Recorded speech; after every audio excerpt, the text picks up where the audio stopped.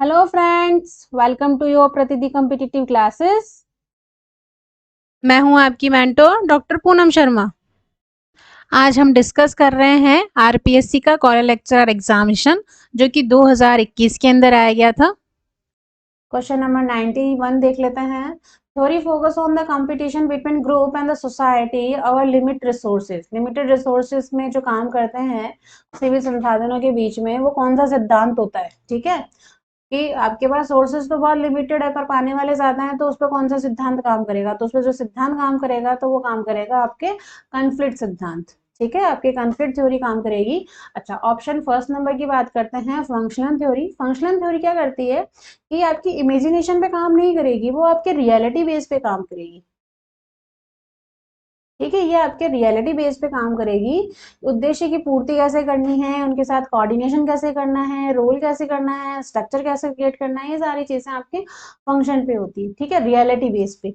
Next आपका जो option आ रहा है स्ट्रक्चर फंक्शनलिज्म। स्ट्रक्चर फंक्शनलिज्म क्या करता है कि जो सामाजिक व्यवस्था है आपकी सोशल सिस्टम को, वो प्रॉपर रूप से चलने के लिए, ये प्रॉपर रूप से चल रही है तो उनके जो विभिन्न तत्व हैं उनके आपस में एक दूसरे की अंतर निर्भरता होती है, आत्मनिर्भरता, कि मैं इस पर डिपेंड हूँ, ये इस पे डिपेंड है, ये इस पे डिपेंड है।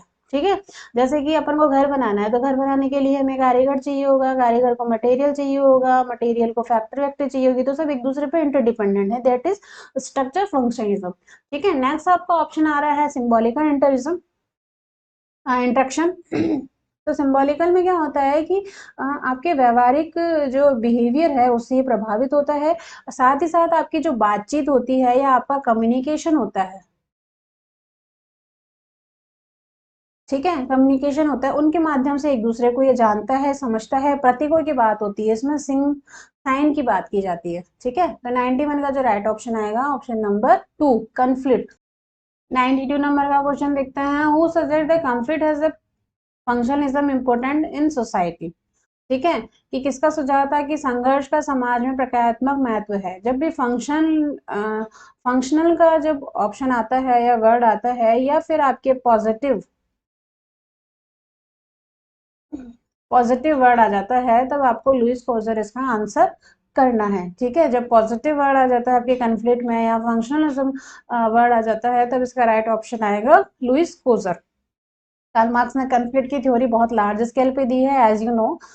रॉफ डैलेंडॉर्फ भी कन्फ्लिक्ट थ्योरी से ही रिलेटेड है, और इनका जो वो था कॉन्सेप्ट था वो आईसीए था।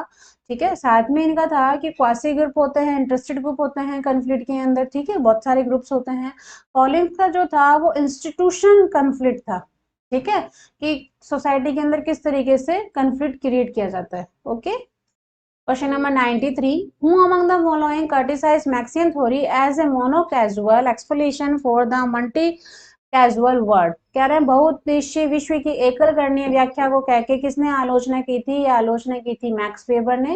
मैक्स वेबर ने कार्ल मार्क्स की आलोचना की थी। क्वेश्चन नंबर 94 की बात कर लेते हैं। Who has focus on the mode of the production, mean of the production, relation of the production and the economic sphere? देखो, जब ये तीन वर्ड आपके आ जाते हैं, mode of the production, mean of the production, relation, तो आपको इसका आंसर लगाना है मार्क्स, क्योंकि मार्क्स ने जब कल्प्रिट की बात की थी तब उन्होंने सोसाइटी की बात की थी, और सोसाइटी में ना अलग अलग डेविएशन उन्होंने क्रिएट कर दिए थे कि उत्पादन के साधन कौन से होंगे, उत्पादन के संबंध किस प्रकार से देखे जाएंगे, या उत्पादन किस तरीके से किया जाएगा। ठीक है, और ये सारी जो चीजें उन्होंने लिखी थी ये उन्होंने दास कैपिटल में बहुत प्रॉपर तरीके से लिखी है। ओके, ठीक है, ध्यान रहेगा आपको। और अच्छा, जॉस ईमेल की अपन बात कर लेते हैं। ठीक है, कार्ल मार्क्स की तो अपन ने बात कर ही ली है, जॉस ईमेल की बात करते हैं। जॉस ईमेल की जो कॉन्सेप्ट था वो था फिलोसफी ऑफ मनी, जो कि इन्होंने 1990 में लिखी थी, 1900 में लिखी थी, 90 के अंदर लिखी थी। जॉस ईमेल ने फिलोसफी ऑफ मनी के ऊपर इन्होंने काम किया है। दुर्खीम ने जो बात की है प्रोडक्शन और इन सब से रिलेवेंट, दुर्खीम ने जो बात करी है तो उन्होंने बात करी the division of labour in society.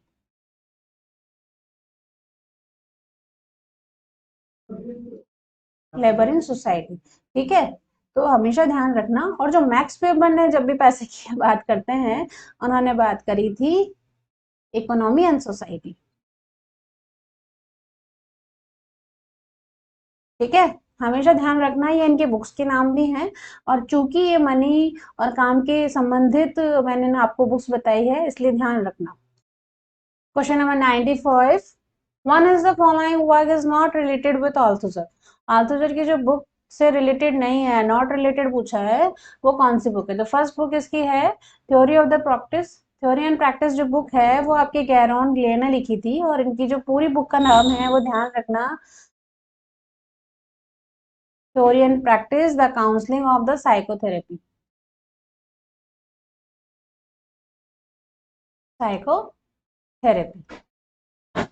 अच्छा, 4 Marx reading Capital, Lenin and philosophy and other essays, या आपके अल्थुसर की बुक है, फेमस बुक है। Question number 96, which sociologist assured Marxian from the linguistic point of view and also denied Marx economic determinism।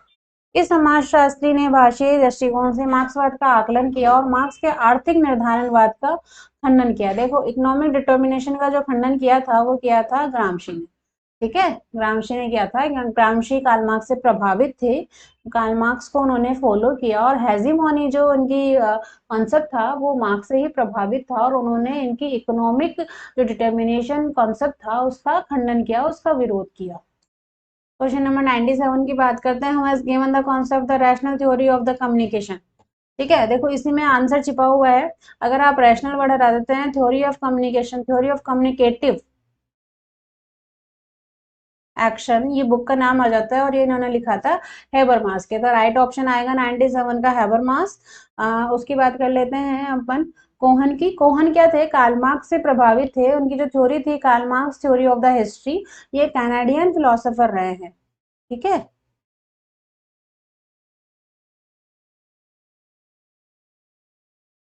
ये Canadian philosopher रहे हैं। John ester की बात करते हैं, इनकी जो बुक थी the social science.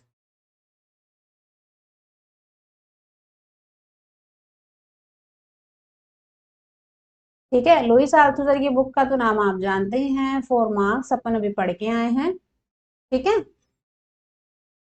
Question number 98, which one the following approaches mainly focus on the consciousness and the intersubjectivity. जब इंटरसब्जेक्टिविटी और आपकी चेतना जब अप्रोच की जाती है किसी थ्योरी के अंदर, तो उस थ्योरी को क्या कहते हैं? उसको कहते हैं फिनोमोलॉजी, प्रघटना शास्त्र या प्रघटना विज्ञान। क्यों कहते हैं? क्योंकि उसमें आपकी चेतना के साथ साथ आपको उस सब्जेक्ट के बारे में अच्छे से नॉलेज होनी चाहिए। फंक्शनलिज्म के बारे में आपको आपके रोल, आपको किसके साथ कैसा कोऑर्डिनेट करना है, ये सारी चीजें बताई जाती है। कंपैरेटिवली स्टडी के अंदर आपको इसमें और इसमें कंपैरिजन करना होगा। एंड एथनो मेथोडोलॉजी में लोग अपने अकॉर्डिंगली जैसा देखा जाता है वैसी बातें कर लिया करते हैं, यानी कि उनका लेस देन माइंड होता है यहाँ पे। ओके, 99 नंबर का क्वेश्चन देख लेते हैं। Ideas, who has the author the book of the Ideas, Introduction to Pure Phenomenology. इस बुक के ऑथर कौन है? इस बुक के ऑथर है जर्मन हुर्सल, एडमन हुर्सल। इन्होंने फिनोमोलॉजी वर्ड के जन्मदाता हैं, फिनोमोलॉजी के बिल्कुल जन्मदाता है ये, founder of the phenomenology and the father of the phenomenology. Schutz ने इनके साथ ही मिलकर काम किया है फिनोमोलॉजी पर। अब बात करते हैं इसके फर्स्ट ऑप्शन की, चेना एंड हैबिट। चेना एंड हैबिट की जो बुक है वो है sociological perspective, basic concept and their application. ठीक है, सोशल पर्सपेक्टिव इन्होंने काम किया है। दुर्खीम आप जानते ही हो, दुर्खीम की फेमस बुक मैं काफी बार आपको याद करवा चुकी हूँ। उनकी फेमस बुक थी सुसाइड।